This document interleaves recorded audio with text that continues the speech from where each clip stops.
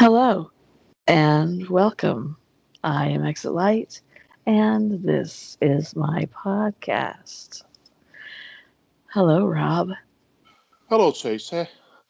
How are you? Are you still with us? I am coming to you from a Ouija board, Rob.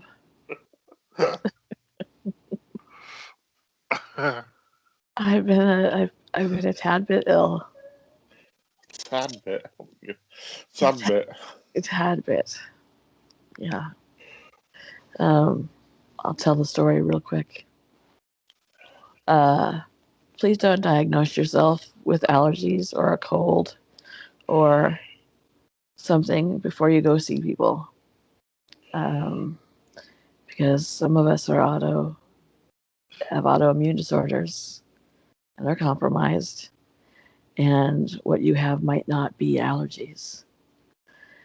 As I found out, I'm not going to point fingers, but we're very, very careful. We're very, very, very careful to, you know, wear masks and wash hands and Social distance. social distancing. And I have my family, we are our pod. And we skipped several weeks of getting together because somebody had been exposed to COVID, or somebody wasn't feeling well or whatever. And we landed on a weekend where everybody was feeling okay. So I thought, and the kids came over. We had 3 birthdays and an anniversary to celebrate, and we did that. And um, some family members went to the store. When they came back, they had bought 2 bags of cough drops. And honestly, I didn't think anything about it. And I mean, it was too late by then anyway. But as it turns out, somebody had diagnosed themselves with allergies and thought it'd be okay to come over, and I am autoimmune compromised. And one by one, my family fell like dominoes. And my oldest daughter got sick first. She went to the doctor and got treated. My son and my youngest daughter started getting sick. I was getting sick. I ended up going in for a COVID test. And the next day, I couldn't breathe. Not I could inhale, but I couldn't retain oxygen or something. I don't know how to explain it. And by the evening, had to be. I live 2 miles from a hospital, so it's pointless, in my opinion, to call an ambulance. So my husband rushed me to the hospital, and my oxygen was extremely low. My heart was off the charts. I was shaking uncontrollably. It was pain everywhere. My head. I have intermittently lost different types of flavors. Like I can't taste sugar, but I can taste other things. It's really weird. But anyway, so I ended up being put in an isolation room in the hospital. My husband couldn't come in, and I have to say that medical workers are a blessing. They come in and become your family. And I had 5 caregivers assigned to me, and they rotated. So I had somebody coming in every 30 minutes, which is pretty hard to sleep through. But I eventually learned how to sleep through them, lifting my arms up to take my blood pressure. Even taking my blood sugar, I could sleep through. And so my blood oxygen is still low, and it's just please wear your mask. Don't take a chance and diagnose yourself with allergies. It's just not worth it to somebody who is immune compromised. and has other issues. So I know it's especially hard during the holidays because you want to see your family and everything. But I learned a hard lesson. And that's that. And I want to thank you guys. You guys, all your kind messages were I just can't thank you enough. I love this community. And thank you to Robb for keeping you guys updated and doing videos for me. And I just can't thank you guys enough. I really, really appreciate it. So, is that it, Robb? Bloody Americans. I know, and I've taken to I've taken to fainting, which I've never been a real fainter. You know, I've taken to fainting, and I fainted and hit my head on the corner of my bed, which and all the COVID testing and stuff. I found out that I have a deviated septum from when I had a broken nose twice when I was in junior high. And I have a deviated septum. So for all of you who, if you know you have a deviated septum, they can't get the COVID test up far enough. If you're but they will try. And I got 2 black eyes from COVID testing because they're just not gentle. They're just not gentle. But on the deviated septum side, they just tried to. The guy said, "Say if you have to ever have to do this again, tell them don't even bother with your right side, because I mean he just hit the bone." And I'm going to go see a doctor to have surgery on that because, yeah. And anyway, just if you have a deviated septum or had a broken nose, tell them before you end up getting black eyes. And the test results won't come back accurately. So anyway, there's my PSA for today. But other than that, you're all right. Yeah, other than that, also if you think you're going to be fainting, wear a helmet. Mouth guard. Oh my God. So anyway, I'm here. And we're going to do a podcast today for as long as I have oxygen. It's highly underrated. You know, have you seen that asthma commercial, Robb, where they take the fish out of the No, we don't have that over here. You don't have asthma? No, we don't have fish. You don't have fish. We don't have fish. The only fish I ever see is battered. So we don't have that. Okay, so they have this commercial. They take this goldfish. I'm sorry. Okay. Go. Right. We don't have that advert over here. You can speak now. Okay. They take this goldfish. I'm actually sweating. They take this goldfish out of the goldfish bowl and it flops around and tries to gasp for air. I've been that fish now. Yeah, I was hallucinating. I'm telling you, it's a whole. Isn't that a bit cruel? Yeah, I think it is. Because I don't think they would allow that over here. Yeah, I think it is. It's a commercial for asthma. It's a child who says that's how they feel when they don't have air. And yeah, I have asthma, but I've never experienced what I experienced before. Like you breathe in and it just feels like there's no actual oxygen and it's just wind. It's just wind going into your mouth. There's nothing worthwhile. I don't know. Are the steroid inhalers helping? Yes, well, I think so. I take them 2 or 3 times a day to strengthen my lungs. And I'm not gasping for air, so I think that is a step in the right direction. And I haven't fainted in 2 days. Well, that's good. So give me a cake, people. Put a candle on it. Cake.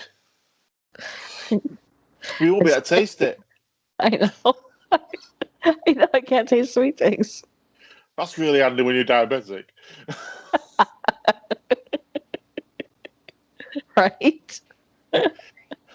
I also can't taste sour things. Like, do you have salt and vinegar potato chips over there? Yeah. I can't taste them. Okay. Yeah. It just tastes like greasy, deep fried potatoes. Which pretty much they are, to be honest. I know. All right. Rob, what are we doing today? What are we talking about? I don't know. I don't either. We're talking about haunted hospitals and nurses' stories, spooky nurses' stories, which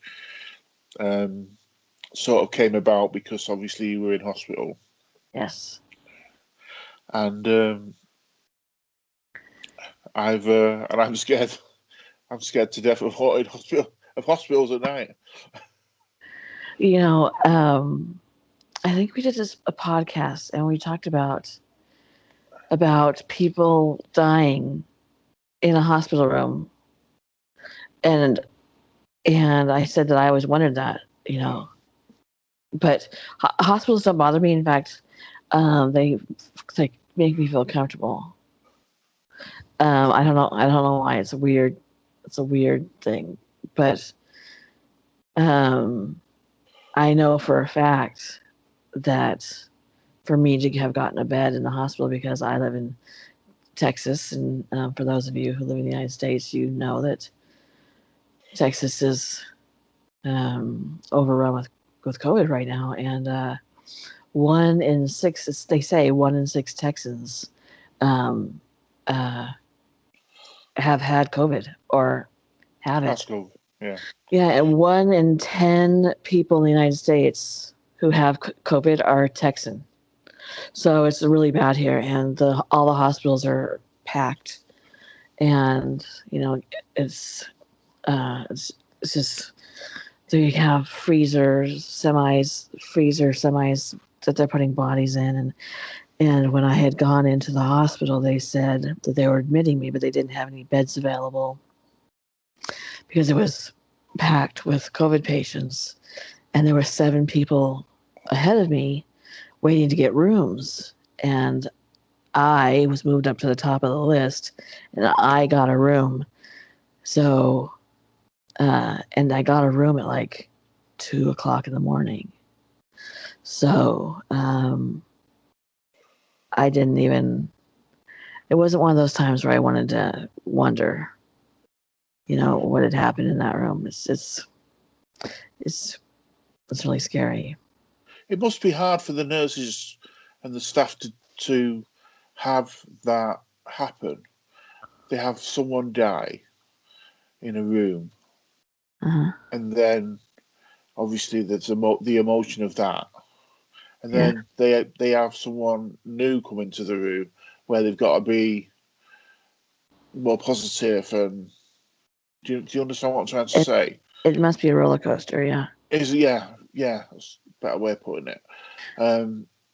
It must be difficult. Yeah, I really think that they should get free mental health care, because I think that to try and be 2 people like that at once must be very difficult. Yeah. I don't know, because they were, I saw the same respiratory therapist every day. I saw him I started out seeing him every 2 hours, and you get to start talking to the people about their families and their lives. And I told you I had a nurse who came from the Philippines, and told me all about his life and his family, and some things about the Philippines, and you just start getting to know them, and so I would imagine that, like, it it's it's got to be, they have to compartmentalize, Yeah. and maybe when they go home, I don't know how they work it when they go home. They have to see their family. They have to also be a wife and a mother and a whatever, husband, whatever. So I don't know how they can. I think they should get some free mental health care. It's got to be rough. Mm. But I've heard horror stories about care in hospitals, and that was not my experience at all. I mean, I never felt like I wasn't a priority ever. They're the priority, and they had other people. Obviously, the hospital was full, but they really. I had a nurse say to me that she didn't want to be a superhero. That she signed up for the job, but really, they, especially when your family can't come in and you're scared. Yeah. And they have put small windows into the rooms where family can stand out in case something takes a turn. And so you can say goodbye. They can see you. And they've installed these windows. And just the fact that they've done that is heartbreaking. Yeah. That must be difficult. Yeah. Must be difficult. So, anyway, hospitals don't scare me. I like that I can hear them out there talking. It comforts me. And it actually helps me sleep. I don't know. It's weird. No, I don't like them, especially at night. Really don't like them at night. See, it doesn't bother me. Spooky. Spooky. What bothers me at night is their beds are fucking uncomfortable as hell. Like they would. So who would I will? What we should do is get the most uncomfortable beds for the people in the worst possible condition. Let's do that. Should there be padding? No, none at all. I don't think so. Saying that though, the last time I was in hospital, I mean, I have a hospital bed at home because of my disabilities, and my hospital bed at home was really, really rough. Mm-hmm. And the last time I was in hospital, I actually had a conversation with a nurse about this bed that I was on because it was brand new. Mm-hmm. So when I came home and got back in my bed, I thought, I need to get a new bed. Mm-hmm. So I actually rang up the people that I get my stuff from and said, could someone come out and change this bed? And they were like, why? It's because I just got out of hospital and the bed I was in there was brilliant, and my bed is not working properly. So I got a new bed out of it. So there you go. Every cloud. That's right. I've decided if I'm ever going to be in the hospital again, I'm going to take an egg crate with me. Do you know what egg crates are? This bumpy foam. Oh yeah, polystyrene. Yeah, not polystyrene, Yeah, but yeah. I'm going to take one of those with me Do to what? lay on, because it's just not comfortable. It's not comfortable. And I had the things on my legs that, like, they squeeze your legs to keep you from getting blood clots. Right, yeah. Bless you. Yeah, didn't enjoy those. Welcome to my world. Right. I was hallucinating, but nothing exciting. Like weird stuff. Just maybe I wasn't hallucinating. Maybe I was seeing spirits. I don't know. It was weird. It was weird. It was not good. What were you saying when you were hallucinating? I would see animals, like dogs. Okay. Yeah, like there was a dog on my bed. I if I closed my eyes, I would. This one was not bad though. This one was not bad. People actually pay money to hallucinate like this. If I would close my eyes, it would feel like I was moving on a roller coaster, like the whole up and down and everything. Ooh. Yeah, no, it was really. But although I was sitting in a wheelchair at the time, and I thought I was falling out, so it wasn't actually exciting. But people do pay money to have Yeah, feelings like that. at least you want a good trip when you're in hospital. Right? No, They could have more. Yeah, I thought I was in my old home. I thought I was in there. I didn't know I was in a hospital. Um, for like just off and on, not like a whole long time, but just off and on. I became incredibly stupid. I guess because of a lack of oxygen, which is why I was also hallucinating. I became incredibly stupid. I couldn't string two sentences together. Like I was telling you about this yesterday, and I didn't care. It just it was you can't get more lazy than having a sentence and just be like, oh fuck it, I can't be bothered to finish that. Oh, okay. I couldn't think of like normal words like apples and milk. Couldn't couldn't come up with them for the life of me. So I told my husband I was trying to tell him I want some milk, but I couldn't think of the word, so I told him cow juice. And and he got it, so that's why we're married.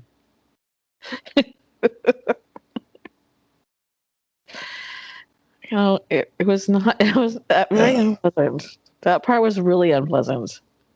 It's when you can't grasp anything. Anyways, there's my story. So everybody knows now. Everybody knows that. I felt like this must be what it feels like to have Alzheimer's. Yeah. You're trying to say something, and your brain is just like taking a nap, and you can't figure it out, even simple things. How terrifying. Well, I completely empathise with that because when I had my stroke,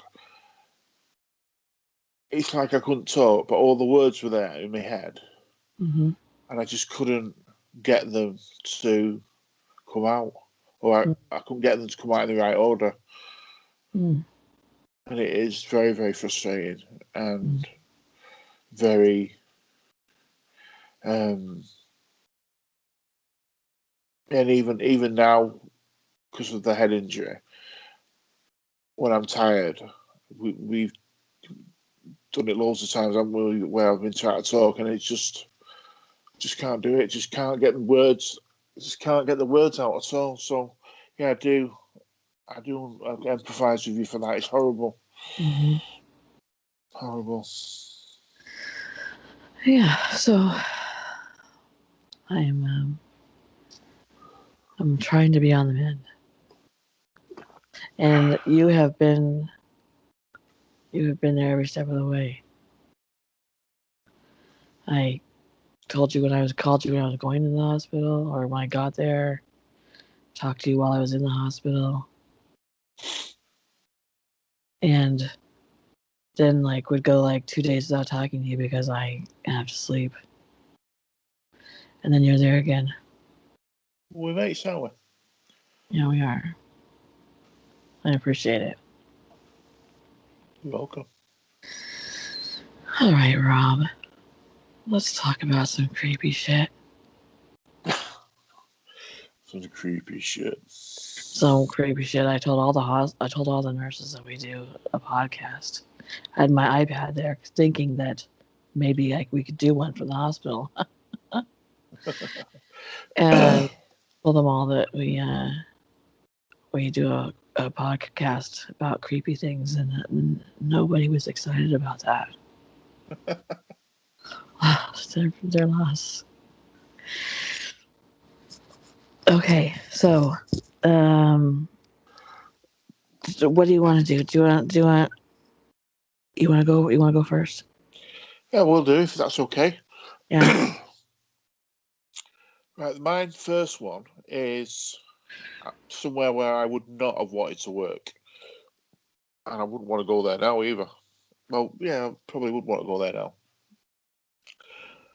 The Trans-Allegheny Lunatic Asylum in West Virginia. It opened its doors to mentally ill patients in 1864, so it's quite old, as the Western State Hospital. Patients lived in unsanitary quarters, were often malnourished, and received rudimental medical treatment. Some were restrained for hours on end, awaiting what was a primitive electric shock therapy and even cruder lobotomies. That is something that scares me to death, a lobotomy. Oh.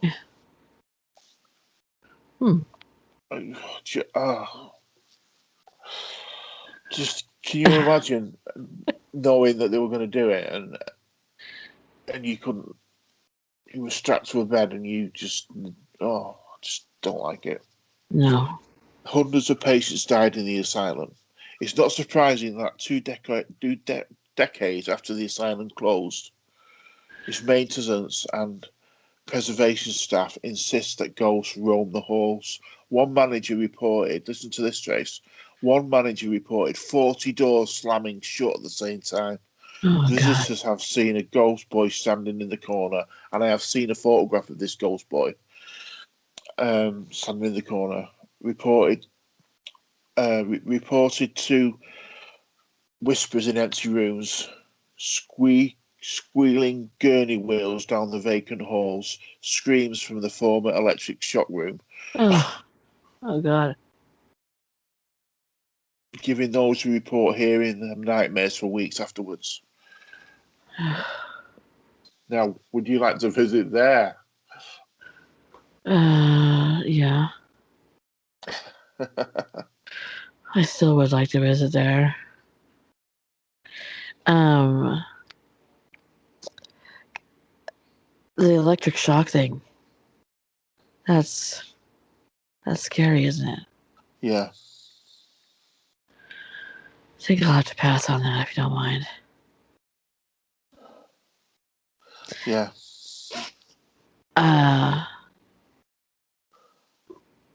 don't know if I should tell this story or not. My mother had to do electric shock therapy. And she said it wasn't like horrific, but I think it has to be horrific. Okay. So I'm sure if she was alive, she'd be thrilled to death I just told that story too. All right.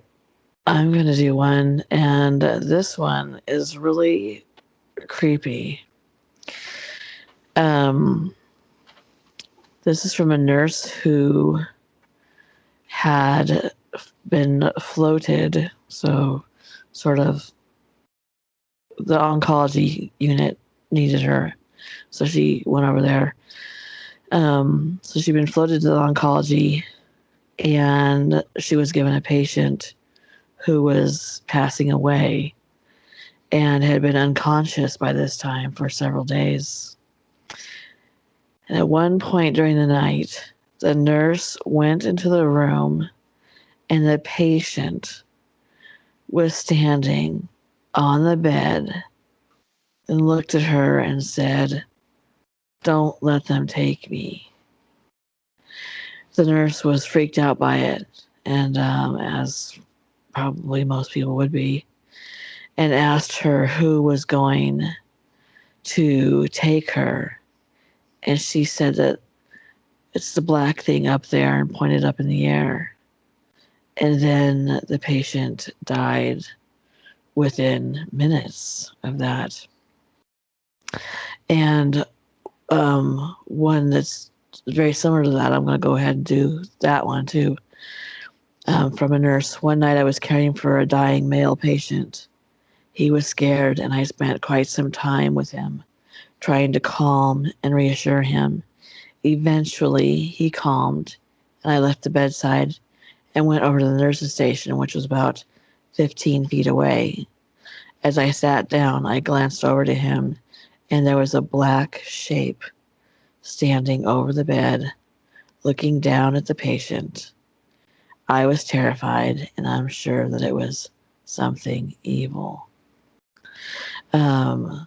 Those two are especially creepy to me because first off, it scares me to think of anybody being afraid when they're dying. Both of my parents were in situations where they were afraid when they were dying, and that's horrific to me.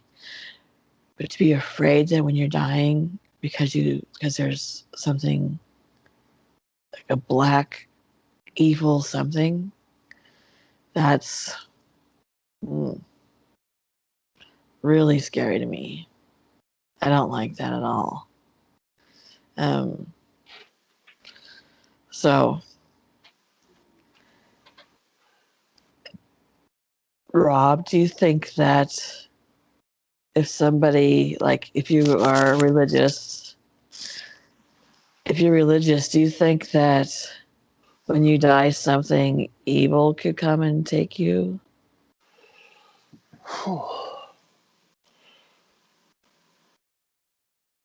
Say that again. If you're religious, and like religious people, believe that like angels will take them when they die or whatever.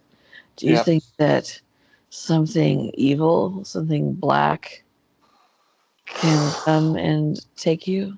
Yeah. You do? Yeah, I do. I do believe that. And it's really, really scary. Have you ever seen the film Ghost? Yeah, that's exactly what I had in mind. Yeah. That's exactly what I was thinking of, yeah. Yeah, it scares me to death.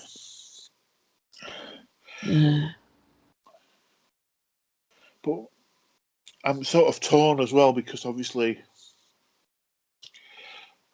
believing I'm a Christian, I believe in all that. I don't want to make this a religious podcast, but it's difficult, isn't it? But I think that there is a special place in hell for people that commit crimes against hurt babies and children, and Yeah.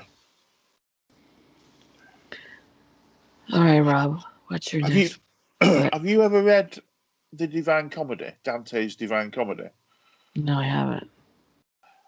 I haven't read it all because it's really hard to read. I had an English translation. I've still got it somewhere actually, and that basically hell. I think it's 7 realms of hell. Yeah.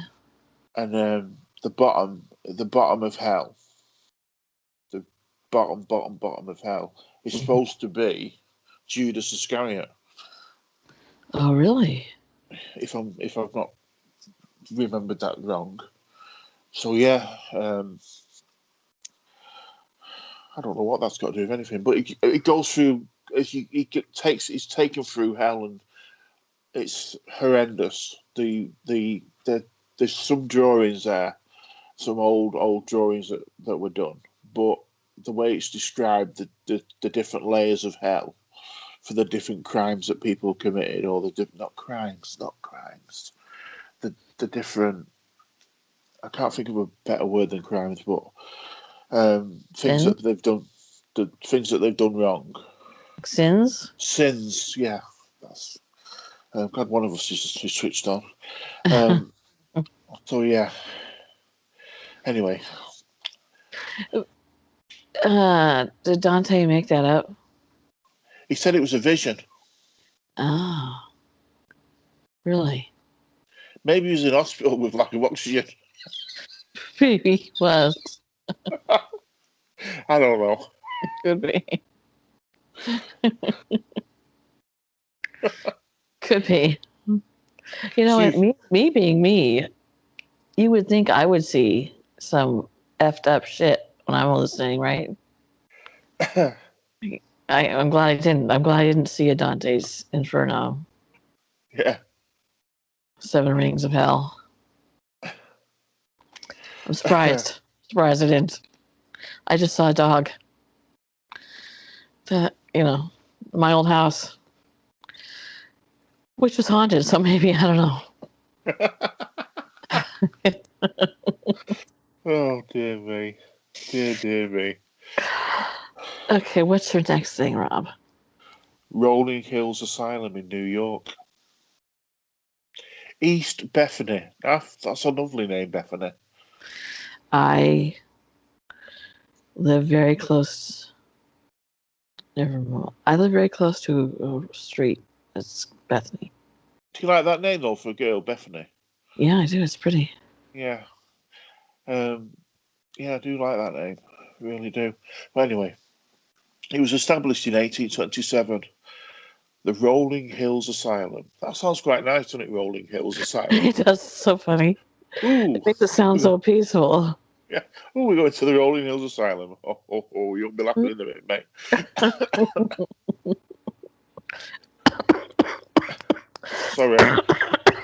Sorry. We're going to take a day trip to the Rolling Hills Asylum. You'll love it.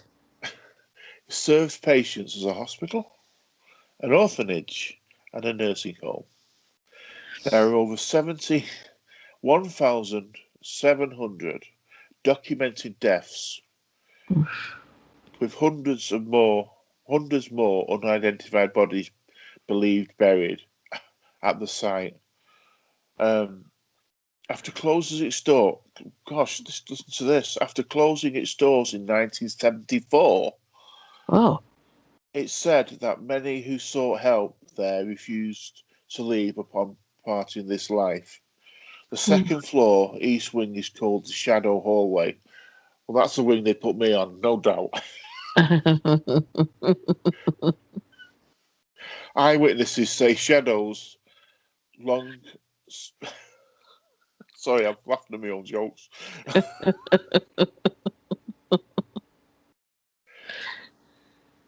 Long bodies cast them flicker, scurry, and crawl into cracks to escape prying eyes of the prying eyes of the living. The phantasm of a 7.5 foot tall resident. I think I've seen this on Ghost Adventures. Suffering giantism. Say that when you had a few. Who never left his room, has reportedly appeared a number of times. Yes, I have. Yes, it was on Ghost Adventures. In the first series they went here, and there is a photograph of this apparition, and he is 7-something foot tall, and really skinny, like sort of Slender Man looking. Really, really scary. I don't like that. Who's on Ghost Adventures? Zach. Yeah. Oh, you're on a first name basis now. Me and Zach, yeah. Okay. Very close to me, Zach. You, Zach, yes. Me and Zach. Yeah, I'm in the next series. Oh, are you? Yeah. You and Zachy? Just me and Zach on our own. Yeah. What's it going to be called? I don't know, we are in a camper van. What are the adventures going to be?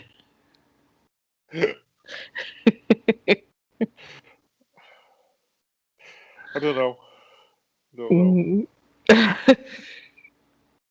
Oh my gosh. Oh, we always end up going down this horrible road, don't we? I know. What is wrong with us? I don't know. Well, you've got an excuse, lack of oxygen. I don't know what my excuse is. So I'm gonna go with that. As a matter of fact, I'm just gonna keep it for the rest of my life, I think. But I can just shout things and be like, sorry, lack of oxygen. Well, that's Tourette's, isn't it? Because my daughter has Tourette's syndrome, so Yeah, but she doesn't have the Tourette's where people shout out obscenities, does she? No, she doesn't. No, she does not. We went out once, me and the girls, and I thought you meant my daughter.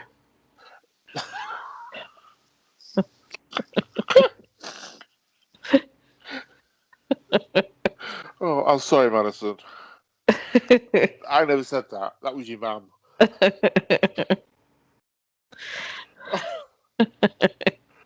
Right. Oh, dear me. It just caused me so much problems. Right, hang on. Right. Me and the girls went out.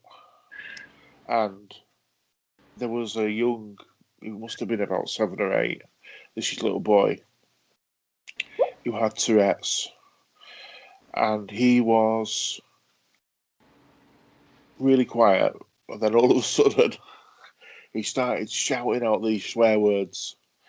And the girls nearly crawled inside themselves. It was that scared and worried. And I was like, it's fine. He's just got this thing wrong with him and he can't help it. He's not shouting at you.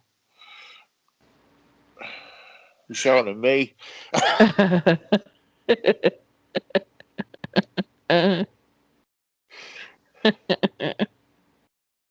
Oh, dear me.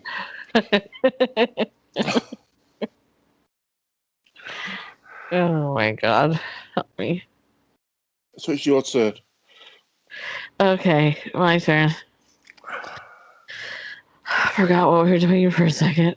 All right, let's see. What are you drinking? What, sorry? What are you drinking? Coffee. I worked in an ICU where a prisoner convicted of murder died in ICU 1, and nobody would put a patient in that room afterwards because the air was too heavy and the room was too spooky and dark. It was so bad that the hospital eventually closed down the room and knocked out a wall to make it a separate entrance into the unit because nurses would refuse to put patients in the room even if it was the last available bed. They would triage a patient out before they would trust putting a patient in that room. Wow. Yeah. That's interesting. The thing with that, I don't know. Would it be the same? Would it be the same for some new member of staff who didn't know anything about the room? Would they still feel that when they went into the room? I was wondering the exact same thing. What about new nurses? Did they feel it too? I was wondering the same thing.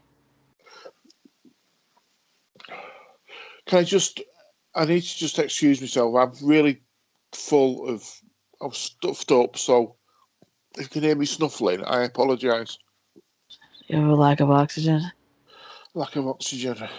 Uh-huh. And my nose isn't up to much anyway, so I get stuffed up really, really badly.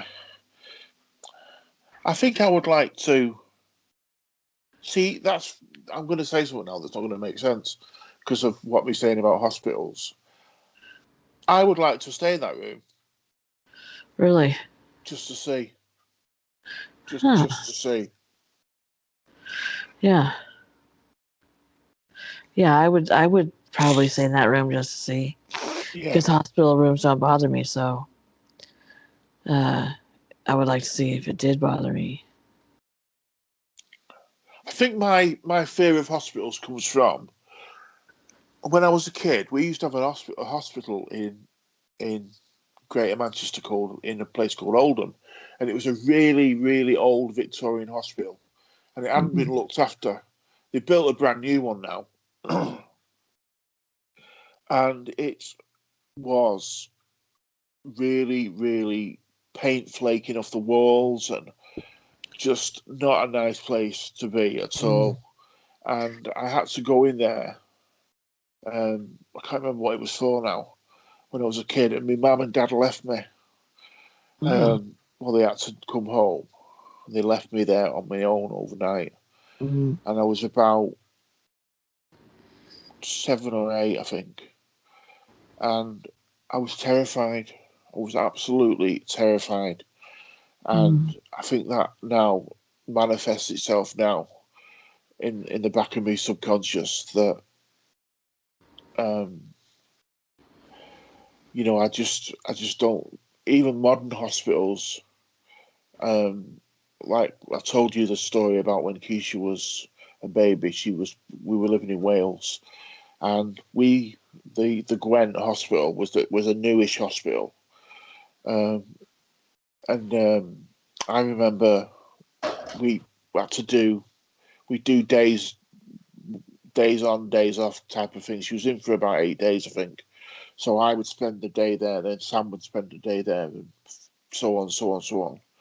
And I can remember the hospital at night, because obviously we had to be with her all night. And it wasn't a pleasant place at all.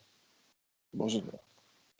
It didn't help anyway, because we were English and the Welsh hate the English. So. Oh, really? Yeah. Sorry to generalise there, but if you are Welsh and you like the English, I apologise.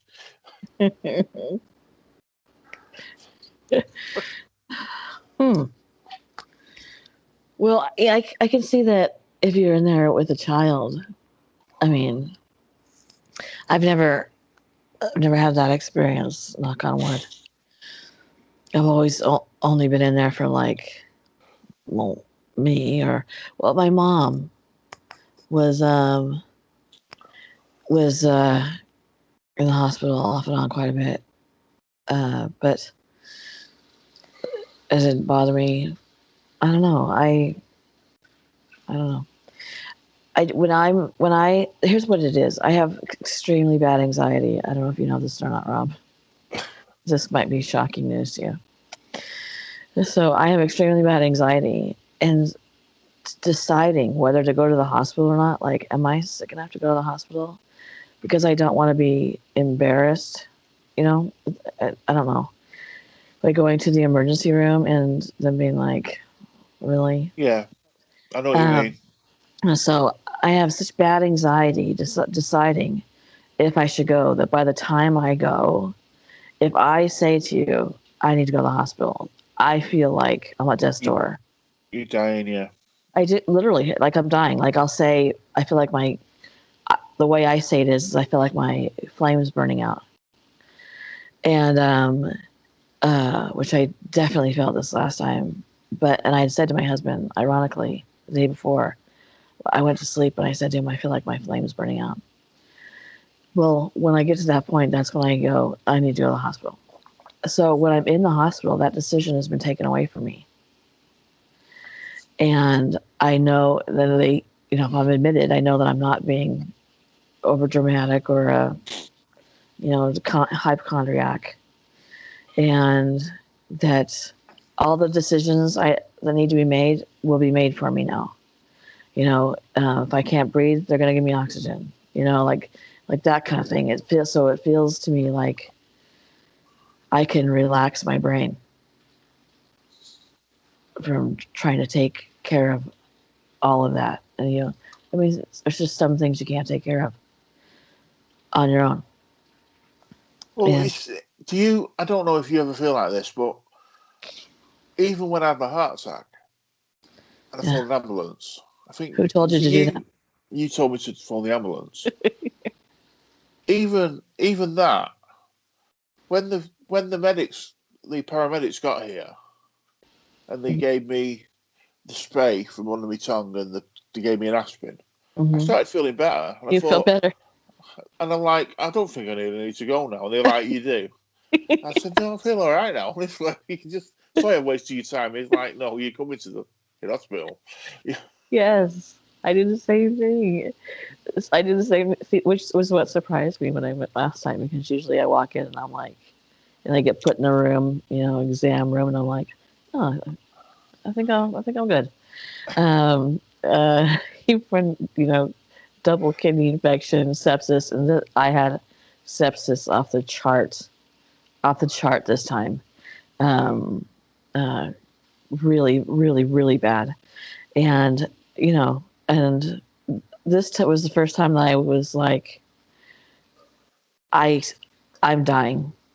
I don't feel better. And this doctor came in, and he looked at me and he said, how are you feeling? And I said, like shit. And he was like, well, yeah, you should be feeling like shit. Okay, usually I wouldn't say that. Usually I'd be like, I'm sorry. I'm sorry to waste your time. Yeah, I'm always like that. Yeah. I'm sorry I wasted your time. I'm sorry. I know this is ridiculous. I know that I could probably go home and take care of my own kidney infections.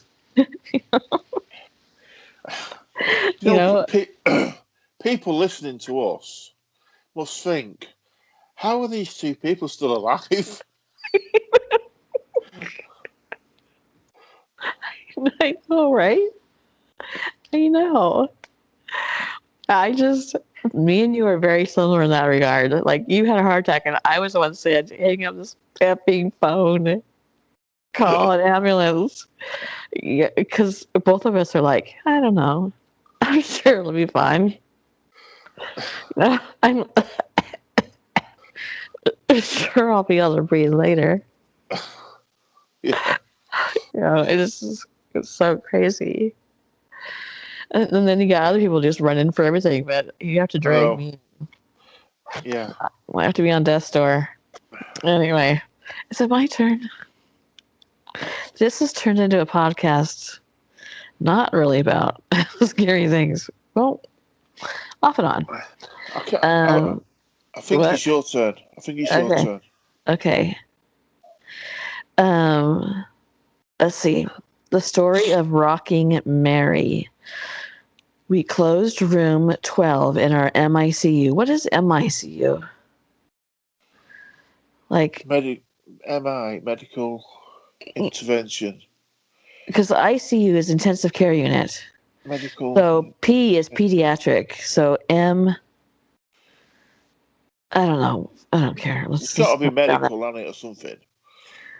It's got to be about the age of the patient, I think. Because it's pediatric is one form of. Who cares? I'm not going down the rabbit hole. Anyway, in our MICU, because about every patient that has been there since Mary died complains of seeing a woman wearing a white habit rocking back and forth by their bedside. Apparently, this nun never makes eye contact, thank God, and just stares out the window, which happens to be on the patient's left side over their head.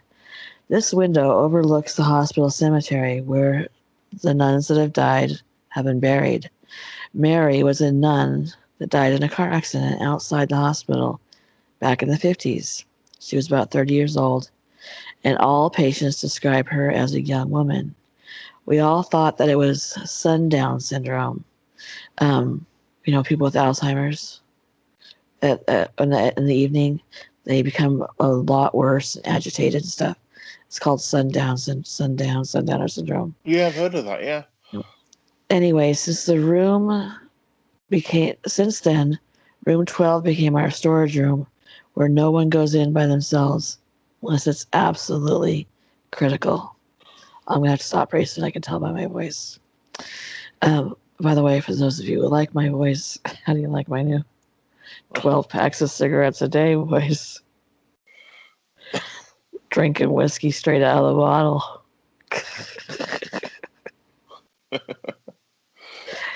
Anyway, that's funny that, what's funny, what's weird to me about that is that the hospital says, okay, well, if you guys feel that way, we're just not going to use that room anymore. They agree with it. Because you would think they'd be like, because that one nurse said we would triage people out before we would put them in the room. Please put me in the hospital room instead of triaging me out if I need to be in a hospital. Yeah. Just because you're scared. Don't tell me about it. Just put me in the room. Yeah. You know what? We do have a room, but I'm afraid to go in there, so you're going home. Oh, thanks. That's scary. Anyway, do you have another one?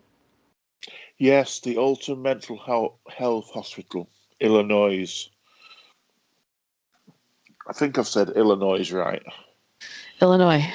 Illinois. That's a weird spelling, that. Yeah. Got 3 L's to start the word. No. It's a I. It's capital I. 2 L's. And then another I. Yeah. Right, okay. The Alton the Alton Mental Health Hospital was built in the early 1900s and soon earned a reputation. How do you earn a reputation for mistreating patients? you work hard at it. You know what I mean? They would, because nowadays. You would gain. You would say, they should have said they gained a reputation. Yeah. Not earned it. Earning it means it's an accomplishment. Yes, well done, everybody. We're top of the league for mistreating people. Keep up the good work. Keep up the bad work. So, Mary, good job letting that man sleep in his own piss. John, good job not taking that bedpan into that room when they asked for one. oh, dear me. Anyway, they earned a reputation for mistreatment. Sorry. Subjecting them to cruel electric shock therapy, lobotomies, cold water treatments, and some reported lasting hours, if not days. Considered cutting-edge practice back then, they would appropriately be laboured tortures today. Cold water treatment, that sounds like fun. Ooh, what have we got to look forward to today? I had my lobotomy yesterday. And then, what's on the schedule for today? Cold water.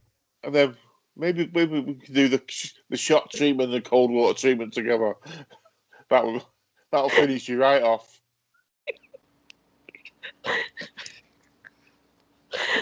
You can't make me not breathe. Sorry. Well, I would rather do that than have lobotomy Thursday.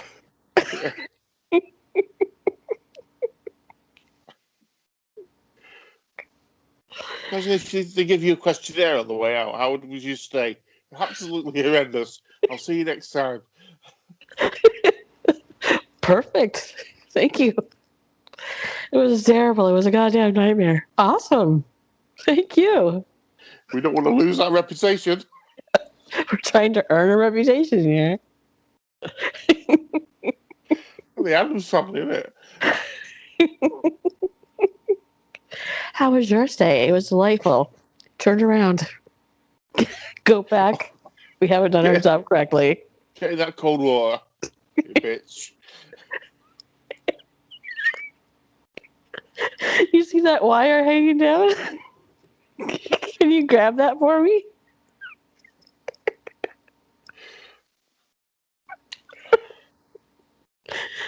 Oh my god.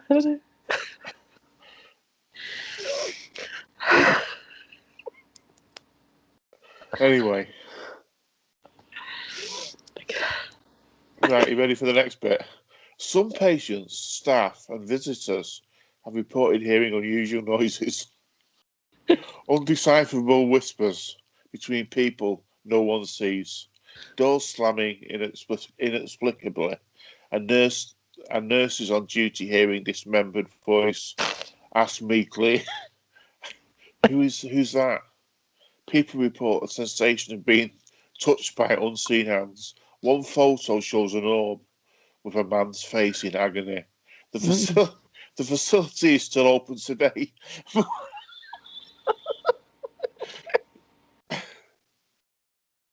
What? The facility is still operational today, but thrill-seeking paranormal investigators are politely told to get lost. Oh my god. Obviously, they didn't know that reputation well enough. Maybe people like to go be punished.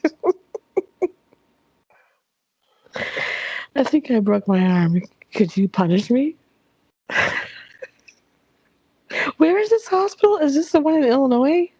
Yeah, the Alton Mental Health Hospital, Alton, Illinois. Mental health, okay. I'm gonna skip that hospital if you don't mind.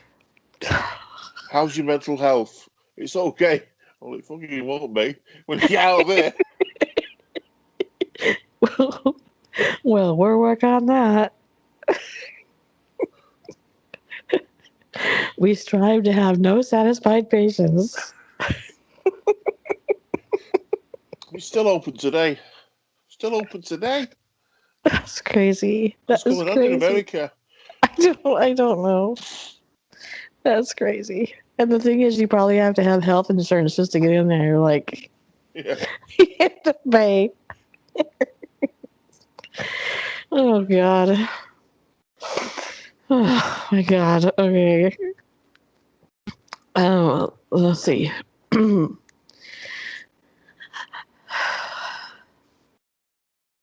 Sorry, I just hyperventilated. Let's see. We had a patient, a chronic CHFer, which apparently means who was always on the call button. I hate calling the nurses because sometimes they're in a room, and if it's something like sometimes I need something like it's important, like, hey, I'm supposed to have my medication, or something like that. But sometimes it's something, because I always say, call us if you need anything.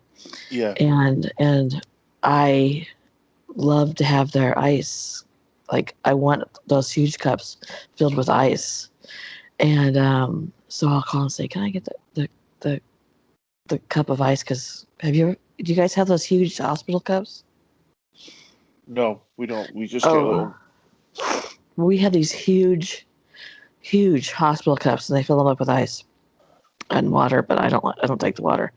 Anyway, so but if they're in somebody's room, you can always hear what the person's call says, and I always feel like really stupid, like somebody's in there not breathing and getting their breathing treatments, and I'm like, can I have my ice? So I try not to call on the button. That was my point. Sorry it took so long to get there. Okay. We had a patient, always on the call button, hated being on fluid restrictions. Well, yeah. You know the type. The nurses have to take turns during the shift answering the call buttons so the primary can actually do the other work. Yeah. And this was a very frequent flyer because he was very chronic, very borderline, and the hospital was the only place he wouldn't fluid overload. What does that mean? You can drink too much fluid. You can. Let me just get my head around this. Yeah, you can drink too much water, and it just knocks your body out of sync. It's almost like drowning. Oh. Okay, so anyway, they go on. I work 7 p.m. to 7 a.m. I think most nurses work that shift, 7 to 7. He died about 8 p.m. And oh, the look on his face. Like, how could you let me die? Like it was our fault. Anyway, family came and gone by 9 p.m. The funeral home came and gone by 9:30 p.m. At about 10 p.m., the call button starts to go off. Oh. Oh, shit. I was there. Call button going off every 5 minutes. One of the nurses was a very spiritual girl. At about 2 a.m., after 4 hours of this, the nurse snapped, "Enough." She walked down to the room and practically screamed into the empty room. "Mr. whatever his name was, you have died. You can't be in here bothering us anymore. Move along in the name of Jesus. I'm exorcising you from this plane of existence. Go to the light and be happy." I kid you not, the call button stopped going off.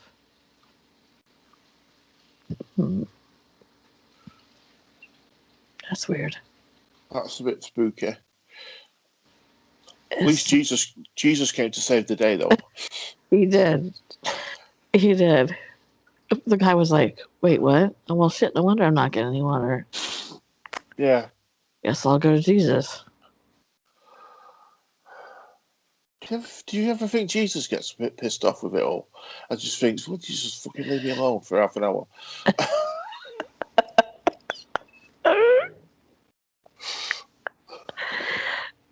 It's possible. He had emotions.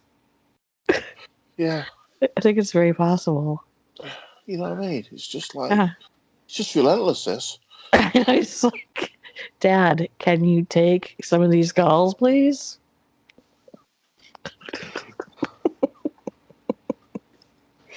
Anyway. I can't even take a shite without somebody. "Jesus, can I win the lottery? Jesus, can you fix my car?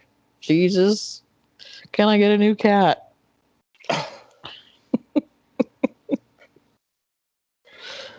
Oh, dear me. That wasn't blasphemous, was it? Yeah, I hate them call buttons myself. You always feel like you're imposing. Yeah, you do. Well, they always say you can call for anything. Call for anything. But then you call and they're like, "I'll be there in a minute." You know? So sorry to bother you. I don't know. I tried to get my husband to do it, but he's like, "They have a call button for a reason." Yeah, but I don't want to be that person. Even one time. I don't know.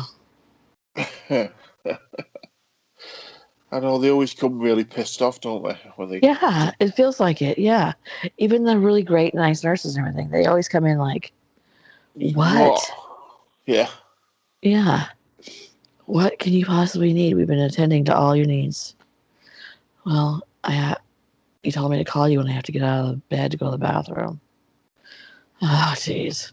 This isn't going to be a thing that's on the regular, is it? Yeah, but when you don't call them and try and do it yourself, they tell you off. Yes. Yep. Yeah, that's right. They do.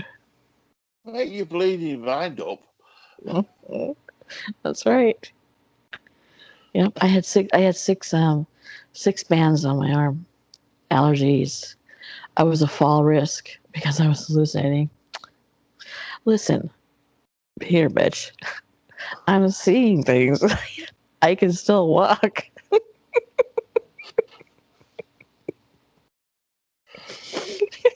I just wanted to walk down this beautiful path in this beautiful garden with these beautiful flying things and these dogs.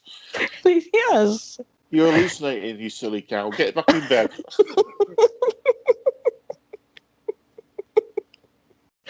Exactly. That's exactly it. Oh my God. Rob, I'm going to have to call this a day. Okay. Is that okay with you? Yeah, we've been over an hour talking about absolutely nothing.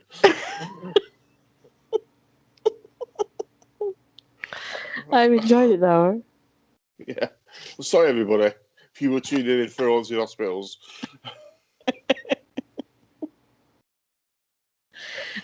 okay. We're having a conversation. About hospitals. Yeah. Yeah. You can do one. You can do another one if you want. And if you have any problems with your mental health and you live in Illinois, start running. Yeah, I'll tell you where not to go. Yeah. Don't get yourself put in there for crying out loud. Oh my gosh. I can't even believe that. That's so crazy. All right. Well, thank you guys. If you would please give this video a thumbs up. Don't know why you would, but there you go. If you would like to be subscribed and you're not, why not? It's totally free. And the content is clearly excellent.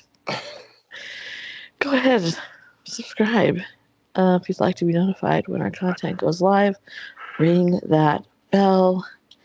And on my front homepage is a link to a donation that YouTube has given us, Rob and I.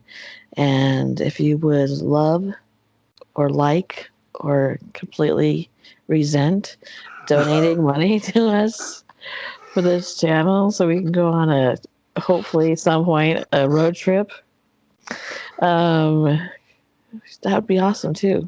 That'd be great. And we would appreciate it. And I think that's all, Rob. How about you? Yep. I'm just glad to have you back, Trace. Thank you. And yeah, I hope you've enjoyed the podcast. It's been a laugh. Maybe it's cheered you up. Yeah, it's cheered me up. All right, you guys. Good night or good morning, whichever. Okay, bye-bye. Bye.